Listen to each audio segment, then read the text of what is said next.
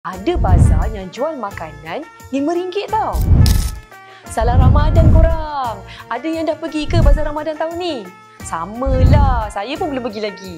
Tapi korang nak tahu tak? Ada bazar yang jual makanan RM5 tau. Ya, RM5 je. Tapi ada kat bazar Ramadan Rahmah je ataupun orang panggil BRR. BRR ni apa BRR ni inisiatif di bawah Payung Rahmah Madani sejak 2023 lagi. Untuk peniaga-peniaga ni nak tawarkan menu Rahmah serendah RM5 je. Lepas tu kan, korang tak payah dah nak bawa cash ke bazar.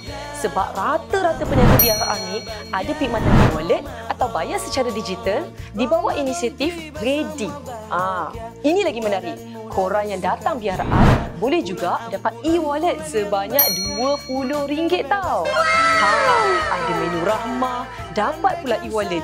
Siapa je tak nak? Saya nak. So, kena tengok kat media sosial KPDN untuk tahu bila dan kat mana ada e-wallet ni.